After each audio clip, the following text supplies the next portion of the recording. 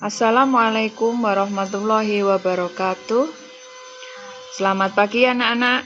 Pagi ini kita akan belajar tentang bunyi. Bagaimana cara sebuah benda itu menghasilkan bunyi. Silahkan dilihat pada gambar yang Bu Irma sajikan. Gambar-gambar yang terdapat pada sajian Bu Irma itu adalah gambar alat-alat musik. Semua alat musik tersebut itu menghasilkan bunyi yang berbeda-beda. Bunyi yang dihasilkan ini disebabkan bergetarnya alat-alat musik tersebut. Sehingga bisa dikatakan bahwa bunyi itu dihasilkan dari benda-benda yang bergetar dalam alat musik tersebut. Kemudian bagaimana bunyi itu dihasilkan dengan cara bergetar tadi? Yang pertama adalah alat musik tersebut dipukul. Dengan pemukulan pada alat musik itu akan menghasilkan getaran yang menimbulkan bunyi. Contohnya adalah alat musik gong dan kendang. Alat musik ini dipukul sehingga menghasilkan bunyi. Lalu alat musik yang kedua yaitu terompet dan seruling. Ini dibunyikan dengan cara ditiup. Setelah ditiup, alat-alat musik ini akan menghasilkan getaran dan menghasilkan bunyi. Kemudian yang ketiga, digesek. Contohnya adalah biola dan rebab. Yang keempat, alat musik berbunyi dengan cara dipetik. Contohnya gitar. Siapa yang di rumah sudah punya gitar dan sudah bisa memainkan alat musik gitar, silahkan nanti dicoba. Yang kelima, sebuah alat musik ini digetarkan sehingga menghasilkan bunyi. Contohnya adalah angklung dan marakas. Sudah jelas ya anak-anak?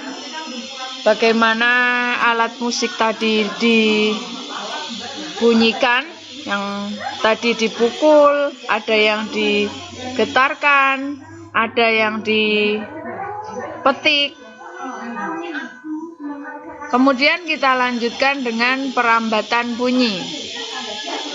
Bagaimana bunyi itu merambat? Yang pertama, bunyi itu merambat melalui media. Media adalah sebuah benda yang bisa menghantarkan bunyi atau merambatkan bunyi. Medianya adalah benda padat, benda cair, dan benda gas. Namun, perlu diketahui anak-anak bahwa bunyi tidak dapat merambat di ruang hampa. Karena ruang hampa tidak memiliki media yang dapat merambatkan bunyi. Jadi di ruang hampa itu tidak ada benda padat, tidak ada benda cair dan benda gas yang bisa merambatkan bunyi. Oke, sekarang kita lanjutkan bunyi merambat melalui benda gas. Benda gas di sini yang kita maksud adalah udara. Jadi ketika saya berbicara, maka orang-orang di sekitar saya akan mendengar suara saya. Itu membuktikan bahwa bunyi merambat melalui benda gas. Yang kedua, bunyi merambat melalui benda cair. Kalian bisa mencoba dengan mengisi tong dengan air, kemudian siapkan alat bantu dengar di sini adalah corong ya. Corong itu silahkan dimasukkan ke dalam air, ujung corongnya dan bagian yang lebar itu didekatkan dengan telinga. Lalu pukullah sisi sebelah luar dari tong tersebut dan dengarkanlah suara itu melalui corong yang dekat dengan telinga. Maka suara dari pukulan di luar tong tadi akan terdengar oleh telinga kita, menunjukkan bahwa bunyi merambat melalui benda cair. Oke, bagaimana bunyi itu sampai kepada telinga kita? Sebelum kita membahas tentang jalannya bunyi menuju telinga kita akan membahas dulu tentang pendengaran manusia. Anak-anak bisa dibuka buku Bupenanya, subtema 2, tentang pendengaran manusia. Jadi manusia itu mendengar melalui alat dengarnya adalah telinga, yang merupakan salah satu dari panca indera kita. Fungsi utama telinga adalah alat pendengaran dan alat keseimbangan tubuh. Telinga manusia dibagi menjadi 3, yaitu telinga luar yang terdiri dari daun telinga dan lubang telinga. Kemudian telinga tengah itu dimulai dari gendang telinga dan telinga dalam.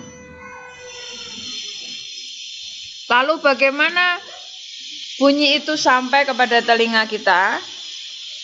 Yang pertama terjadi adalah masuknya getaran suara dari sumber bunyi. Sumber bunyi adalah semua benda yang dapat menghasilkan bunyi. Getaran tersebut akan sampai kepada telinga kita, ditangkap oleh daun telinga kita berupa gelombang bunyi. Kemudian gelombang bunyi ini akan merambat di liang telinga atau saluran telinga. Kemudian getaran liang telinga terjadi, ya,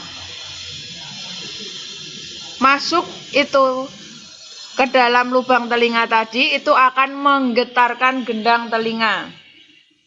Gendang telinga tergetar, getaran tersebut akan masuk ke dalam telinga tengah dengan menggetarkan 3 tulang pendengaran. Tulangnya apa saja? Tulangnya disingkat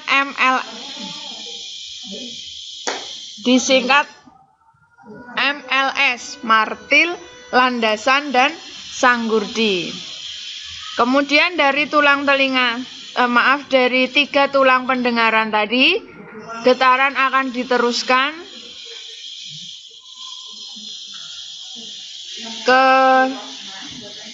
telinga bagian dalam, yaitu ke koklea atau rumah siput, yang akan mengirimkan ke saraf pendengaran. Saraf pendengaran tersebut yang ada di telinga tengah, di telinga dalam, itu akan melanjutkan getaran tadi ke otak untuk diterjemahkan. Oh, itu suara Bu Irma. Yang menerjemahkan suara adalah otak, yang getarannya atau impuls sarafnya itu diterima dari saraf-saraf.